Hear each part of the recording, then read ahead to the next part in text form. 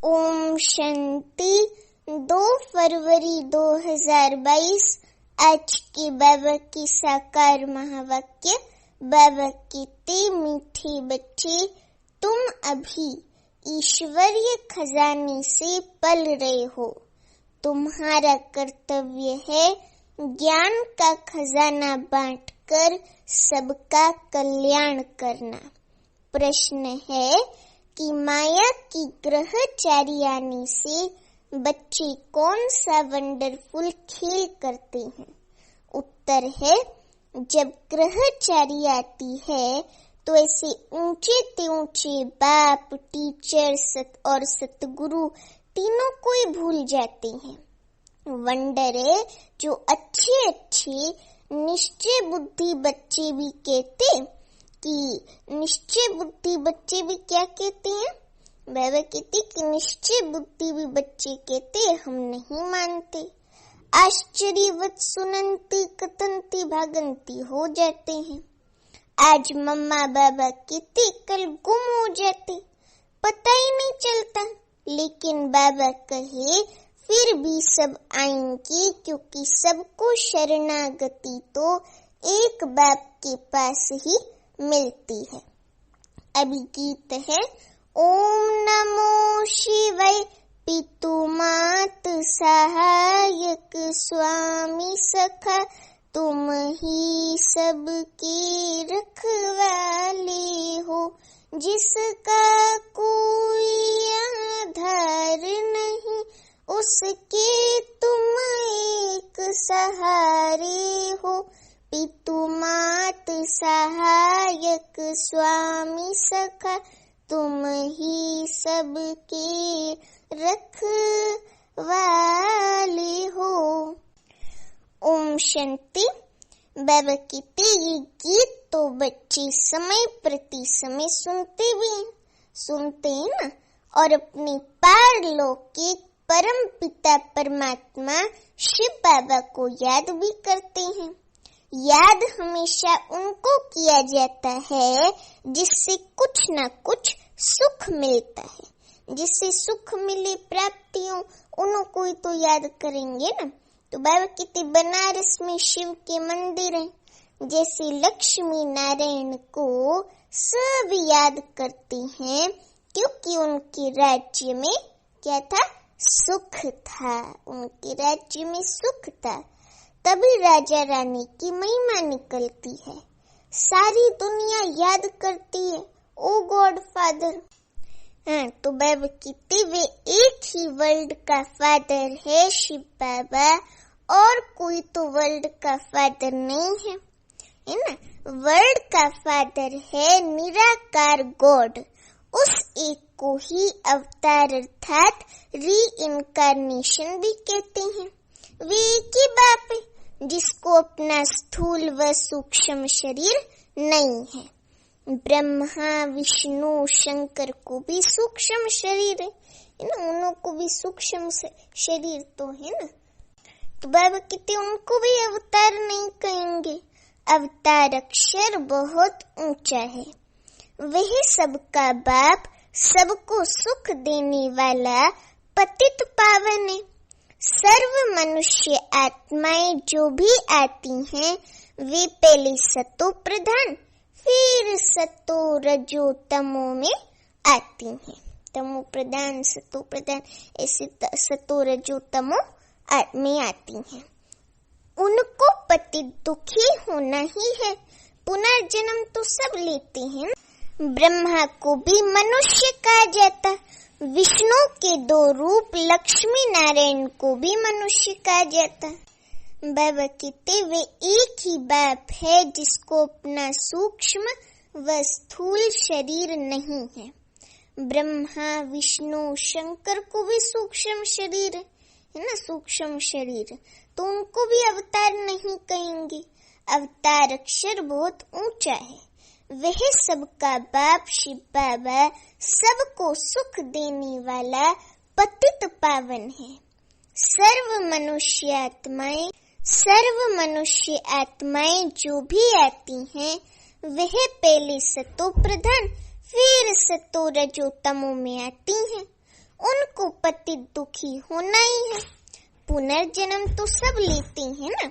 ब्रह्मा को भी मनुष्य कहा जाता है। विष्णु के 2 रूप लक्ष्मी नारायण को भी मनुष्य कहा जाता है, तो उन्हों को भी हम अवतार नहीं कह सकते हैं।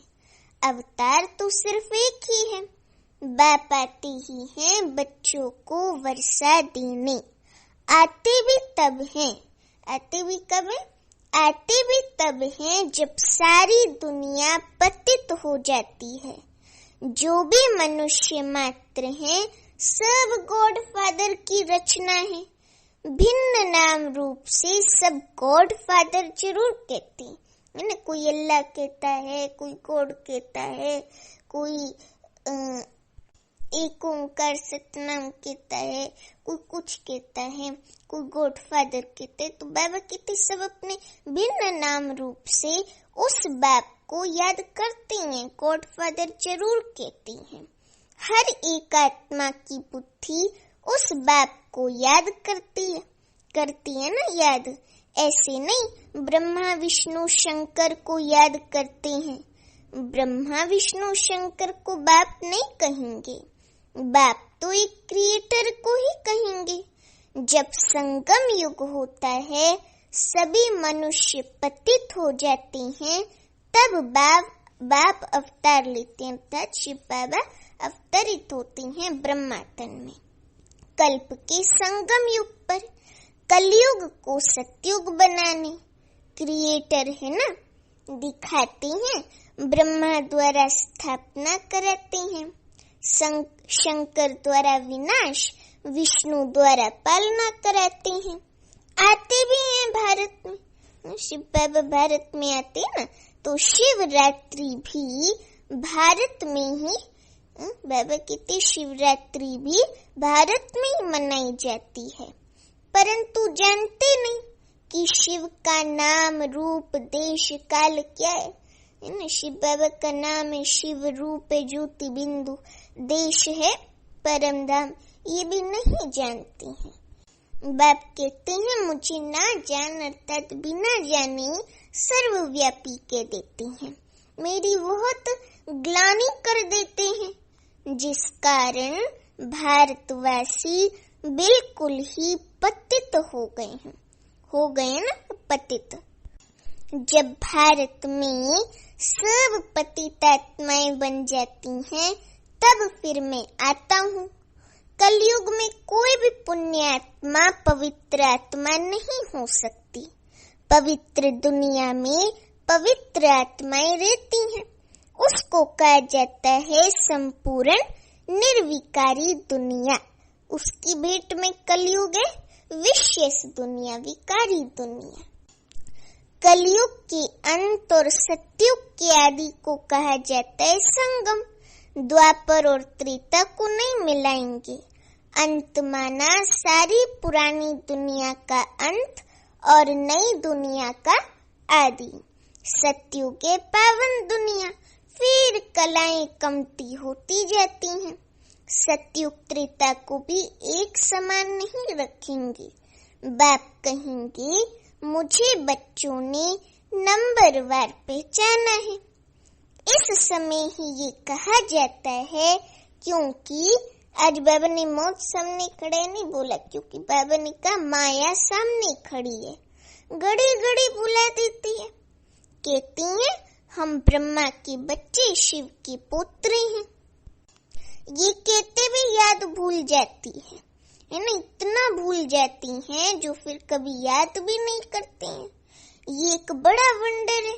भारतवासी ये भी जानते हैं कि स्वर्ग बनाने वाला परम पिता परमात्मा एक शिव बाबा ही है और नरक बनाने वाला माया रावण है। फिर दोनों ही बातें भूल जाती हैं, न बाप को जानते न रावण को जानते। कल की मुरली में बाबा ने कहा न राम शिव बाबा को जानते और न रावण को जानते। शिव को पूजते हैं और रावण को जलाते हैं। कंट्रास्ट देखो, शिव को पूजते हैं और रावण को जलाते हैं। परंतु वंडर ये है कि जिनों को पूजते हैं उनके ऑक्यूपेशन बायोग्राफी का पता नहीं, और रावण जिसको जलाते हैं उनका भी पता नहीं कि रावण क्या चीज है, कैसी दुश्मन है, कुछ पता नहीं है। मनुष्य मात्र यथा राजा रानी तथा प्रजा उसमें सब आ जाते हैं। सब तुच्छ बुद्धि हैं, बाप समझाती हैं, और जो धर्म स्थापन करने आते हैं उनको री इनकारनेशन नहीं कहेंगे। अवतरण एक बाप का ही होता है भारत में, परंतु भारतवासी खुद ही भूल जाते हैं ना। भल परम पिता परमात्मा की पूजा करते हैं, परंतु वे कब आया, क्या किया, कुछ भी जानते नहीं। पूजते हैं लेकिन ऑक्यूपेशन को या क्या करती हैं वो कुछ भी नहीं जानती हैं।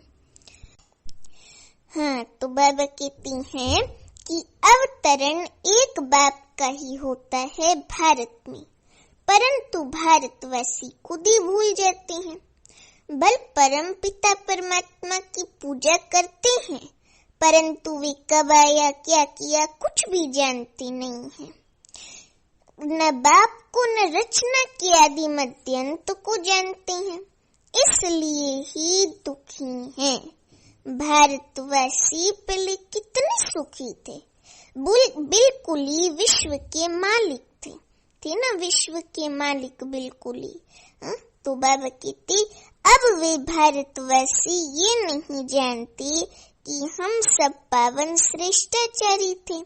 अगर थे तो कैसे बने, कुछ भी नहीं जानते। ये है वंडर। बाप कितना क्लियर कर समझाते हैं, किसको समझाएंगे? अपने बच्चों को समझाता हूँ, है ना। बाप अपने बच्चों को ही तो समझाएंगा ना, किसी और को थोड़ी समझाएंगा। तो बच्चों के ही सामने प्रत्यक्ष होता हूँ, परंतु बच्चे भी प्रत्यक्ष हों मम्मा बाबा के कर फिर भूल जाते हैं। यही वंडर है। अज्ञान काल में कभी बाप टीचर गुरु को भूल न सके। यहाँ ये पारलौकिक बाप जो इतना बड़ा है, जो सब दुख दूर करती हैं, उनको ही भूल जाते हैं, है ना। उनकी याद ही नहीं रहती, उनको एकदम भूल ही जाते हैं। माया भी तो सामने खड़ी है ना, माया इतनी प्रबल है जो भुला भी देती है। इतना भुला देती है कि फिर कभी याद ही नहीं आती है बाबा की। फिर याद आती है तो बाबा को लिखती है, बाबा हम आपकी याद में नहीं रह पाए, माया ने हमें अपनी चपेट में कर लिया और आपकी याद नहीं रही। तो बाबा वही कहते कि यहाँ जो इतना बड़ा गुरु है, जो सब दुख दूर करते हैं, उनको भूल जाते हैं। तब कहा जाता है आश्चर्यवत सुनंती कथंती अहो मम्माया, तुम कितनी प्रबल हो। बेहद बाप की बनंती, टीचर समझ उनसे पढ़ते हुए, पतित पावन सतगुरु पक्का समझते हुए, फिर तीनों को ही भूल जाते हैं। तीनों को ही भूल जाती हैं। लो, एक को भूले तो तीनों को ही भूले, एक को याद करो तो तीनों ही याद पड़ेंगे। बाबा के तीनों ही रूप याद पड़ेंगे, बाप टीचर सतगुरु के, क्योंकि ये तीनों ही कंबाइंड है। खुद ही बाप टीचर और सतगुरु है, सो भी एक्यूरेट है। कहती हैं मैं बाप हूँ, तुमको जरूर अपने परम धाम में ले जाऊंगा। मैं तुम्हारा शिक्षक हूँ, पढ़ाकर तुमको जरूर राजाओं का राजा बनाऊंगा ना। मैं सतगुरु हूँ, तुम बच्चों को नंबरवार पुरुषार्थ अनुसार सबको वापस जरूर ले जाऊंगा, ये गारंटी करती हैं। ऐसी बाप को भी चलते चलते भूल जाती हैं। माया की ग्रहचारी ऐसी है जो आज कहेंगे बाबा, कल कहेंगे हमको संशय पड़ता है। ऐसी है माया की ग्रहचारी। आज बोलेंगे मेरा बाबा मीठा बाबा, और कल बोलेंगे हमको संशय पड़ता है यहाँ कोई बाबा है कि नहीं। बाबा की ऐसे ही होता रहता है ना। हाँ, कोई फिर अंत में आकर वर्षा लेंगे, ग्रहचारी उतरेगी तो आ जाएंगे। ऐसे ड्रामा में नोंद है, विनाश तो होना ही है। सबको शरण में लेने वाला भी है, सब आकर माथा झुकाने वाले हैं, परंतु उस समय क्या कर सकेंगे? फिर ऐसा होगा तो इतनी भीड़ इकट्ठी आ न सके। ये खेल ही बड़ा वंडरफुल बना हुआ है ड्रामा का, इतनी भीड़ आकर के क्या करेंगी? फिर शीघ्र ही विनाश सामने आ जाएगा। हाँ, आवाज सुनेंगे कि बाप कहते मुझे याद करो, अब वापिस जाना है। बाकी मिलने से क्या फायदा? बाबा डायरेक्शन देते हैं कि भल कोई विलायत में है, फॉरेन में है, तो भी बाप को याद करती रहो तो विकर्म विनाश होंगे, अंतमति सुगति हो जाएगी। सबको पैगाम तो मिलना ही है, एक जगह पर इतने थोड़ी मिल सकेंगे। परंतु ड्रामा बड़ा वंडरफुल बना हुआ है, सबको पता पड़ेगा कि फादर आया हुआ है शिव बाबा। क्रिश्चियन सब थोड़े पोप से मिलते हैं, पोप से मिलते हैं, सब पहुंच न सके। ये भी सबको अंत में पता पड़ेगा कि बाप आया है, सबको लिबरेट कर ले जाएंगे। कितना बड़ा विनाश होना है।